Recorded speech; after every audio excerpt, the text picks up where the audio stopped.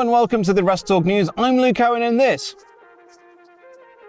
is wrestling news. And like WWE pay-per-view since WrestleMania, we've got a double top story. Our first top story looks at last night's NXT, where Raw's Becky Lynch took on Tiffany Stratton for the NXT Women's Championship. The integration of main roster talent into NXT has been a huge success for the developmental brand in the most recent months. Not just names like Baron Corbin, Dana Brooke, and Mustafa Ali moving back down to the Performance Center, but even Judgment Day's Dominic Mysterio winning the North American Championship. It has massively helped boost the show's ratings. And now we can add another member to the main roster members of NXT title holders, as Becky Lynch beat Tiffany Stratton to win the NXT Women's Championship for the first time. This match came about because Stratton accidentally mentioned Lynch's name in the list of former champs, because Bex has actually, amazingly, never won the belt before, and it's been reported by places like WWE that Becky versus Tiffany was on the cards following Stratton being shown in the crowd at Payback and on Raw, and the feeling is this will be a program that will continue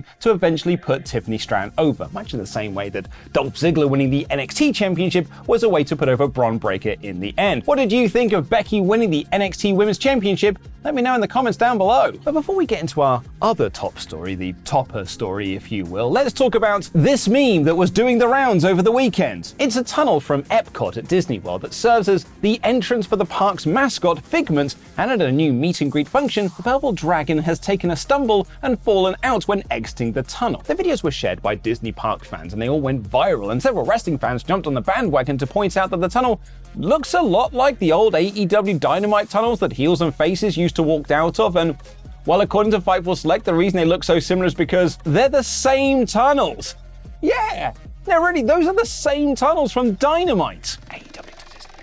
Or perhaps not, because speaking of Disney, WWE's TV rights for SmackDown are coming to an end relatively soon, and Disney might be one of the only parties interested in picking up the rights. WWE moved SmackDown from the USA Network to Fox in 2019 in a huge billion-dollar deal for the company. It was the biggest platform SmackDown has ever had, and for the first time ever, the blue brand was actually the A show of WWE. The debut episode was notable for Brock Lesnar beating Kofi Kingston to win the title, the debut of Cain Velasquez, and an on-screen appearance by Tyson Fury. This was a huge part of WWE's negotiations with Fox, who also promised that Ronda Rousey would be part of the show. Since then, we've seen Roman Reigns become a permanent fixture of SmackDown, as he's the company's top star, and the top star needs to be on the top show. It also led to WWE getting some of its biggest ratings in years, with many SmackDown episodes topping over 2 million viewers, way outpacing Raw and competition like Dynamite. In fact, some segments with the Bloodline have been watched by over 3 million people, nearly double what Raw does in some quarter hours. The WWE and Fox deal was for 5 years, and the quick mathematic nerds among you will work out that that expires next year in 2024. This is the same expiry date for AEW and Warner Media, which is why they've been in negotiations this year to extend that relationship. WWE will be heading into their negotiations with Fox now the Endeavor merger is complete and football season has begun, but the rumor mill is already worrying that they might not be as smooth as they were in 2019. Talking about this on Wrestling Observer Radio, Dave Meltzer noted that the new TV negotiations are going to be headed up by Ari Emanuel, the new head of the merged TKO, and Nick Khan. Khan was the man behind the Fox deal in 2019 and getting NXT onto USA Network to compete against AEW Dynamite in the Wednesday Night Wars. And when it comes to those new negotiations, Khan is looking for an increase in rights revenue. He told the Sports Journal last week, "You've seen bidding wars between Comcast and Disney on things like Fox assets, which ultimately went to Disney, and Sky, which ultimately went to Comcast. It does make one wonder how this might look down the road as both companies and as TKO enters into those negotiations. We think ratings, relevancy, and revenue for both properties are off the charts, and of course,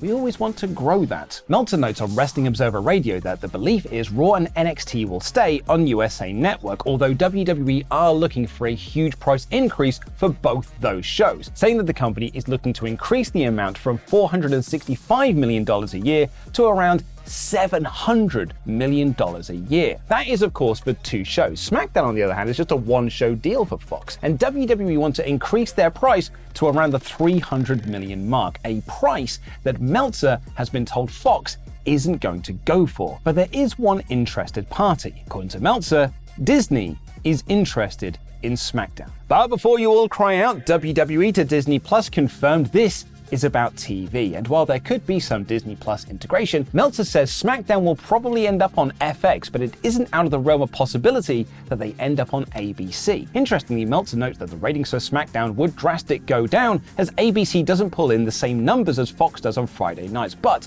they have a higher ad rate. However, according to Meltzer, and he's not the first person to report this since negotiations between WWE and Fox have been talked about a lot this year, WWE are willing to move SmackDown off Friday nights for the right deal. While Raw has always been on Monday nights, SmackDown has always been a bit of a floater in the TV schedule, previously being on Thursdays and even Tuesdays when it was on USA. The reality is that SmackDown is on Fridays currently because that's what Fox wanted. They're basically on the night that network wants them to be on, says Meltzer. And what if that night is Wednesdays? And SmackDown went up against AEW Dynamite on cable. AEW have held steady, being the top 2 or 3, sometimes even the most watched show on cable on TNT on Wednesday nights, but how much would the much bigger WWE hurt those ratings? We've seen in recent months that WWE doing pay-per-views on Saturday has hurt AEW Collision's ratings when they run against it. But it isn't just Disney that is interested in SmackDown though, as Amazon could also end up being the new home for the Blue brand. And apropos of nothing, here is a photo from the New York Fashion Week of Triple H chatting with Amazon's Jeff Bezos. I'm sure that's just a coincidence. Yeah, I'm sure he was just there to see Maxine Dupree. Yeah, yeah, I'm sure that's it. I mentioned earlier in the show that TKO was made official yesterday, the merging of WWE and Endeavor, which sees WWE and UFC under the same roof. The big unveiling was done yesterday at the New York Stock Exchange, and you'd be forgiven when looking at this picture that Vince McMahon was not present for it, but it turns out this dude is Vince McMahon. I genuinely did not spot him the first few times I saw this picture on Twitter yesterday. But that's not the only reason that Vince was in the news yesterday, as this week's WWE Raw went through multiple changes, which is why there wasn't a lot advertised for the show going in. Fightful Slate broke down a few of the changes made just before the show went live, and Dave Meltzer noted on Wrestling Observer Radio that Vince McMahon made multiple changes to the show. But it wasn't just Vince, as Dave notes Triple H himself was also making last-minute changes. In some cases though, one talent told Meltzer they were for the better. So yeah, Vince is back. Again, even with the TKO merger and Ari Emanuel outranking him, Vince will be in charge of the wrestling side of things. Fightful Select report the changes included Cody Rhodes and Jey Uso segments being switched, a match between Viking Raiders and Shelton Benjamin and Cedric Alexander being moved to main event, and a match between Natalya and Zoe Stark being scrapped entirely. One source told Sean Ross Sapp of Fightful Select they felt bringing Natalya in for a silent backstage cameo and scrapping her match was disrespectful, considering how she stepped up for the indie show when Becky Lynch could no longer make the trip. Fightful Select add that Vince was making changes to Raw as early as last Friday's SmackDown. He was not present at the show, and all changes were made remotely. And not announcing things ahead of time might have hurt WWE Raw when it comes to the ratings, but not as much as Monday Night Football will have hurt. The return of Monday Night Football did a monster rating of 22.6 million viewers across ESPN, ABC, and ESPN2. It's one of the highest ratings in years, and it meant that Raw only pulled in 1.3 million viewers, the second lowest rating for the show in history. Although the actual lowest rating was a compilation show, which means this edition of Raw, in its illustrious 31-year history, is the lowest rated regular episode of Raw ever. Now, here's a fun fact for you. I'm actually into American football now because we've got a pool in the office where the person with the Super Bowl winners gets like 60 quid or something. And I've got the New England Patriots. Well, I think they're one of the good ones, aren't they? How do they do at the weekend? Is that good? No? Oh. Okay. But now it's time for my NXT 1 Minute 1 Take, and we're doing things slightly differently this time. I actually haven't seen what I'm about to read. This has been written by Pete. Hi, that's me. So this might be the new way that we do these 1 Minute 1 Takes. I need to tell you that everything that happened on last night's episode of NXT in 1 Minute 1 Take and seeing it for the first time. Wish me luck. I'm actually going to pause this now. Pete has written here something Instagram.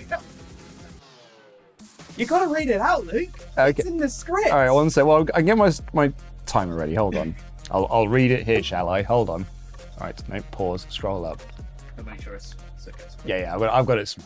Right, I'll read that again just for for the sake of things here.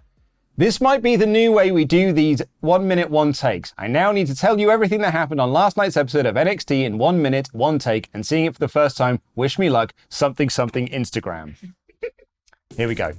Ilya Dragunov beat Wesley to become the #1 contender to the NXT Championship, with Wesley being taken away in an ambulance following a war with Dragunov after last week's crazy ending with the feed being cut and oh my god, is Von Wagner dead? They announced this week he's got a minor skull fracture. Sounds pretty manageable. Baron Corbin did a promo about it, and then a match is made between him and Bron Breakker when they both turn heel on each other. Try working that one out. Damon Kemp, Charlie Dempsey and Drew Gulak beat Miles Bourne, Brooks Jensen and Josh Briggs. JC Jane and Thea Hall are becoming best buds. Laya Valkyria beat Dana Brooke. Dijak whipped a tree to intimidate Eddie Thorne. And Dominic Mysterio, can't just make things up. Dominic Mysterio and Carmelo Hayes are fighting next week in potentially a title versus title match. It's unclear. Tyler Bate beat Axiom. The Creed brothers beat Edris, NFA and Malik Blade. Eric Hirazawa beat Nathan Frazier. Gigi Dolan brawled with Blair Davenport, and Becky Lynch became the new NXT Women's Champion. Oh man, look at that! Flawless. No mistakes. No, nothing. No, thank you. Dijak whipped a tree. He whipped a tree. He whipped a tree. He sure did whip a tree.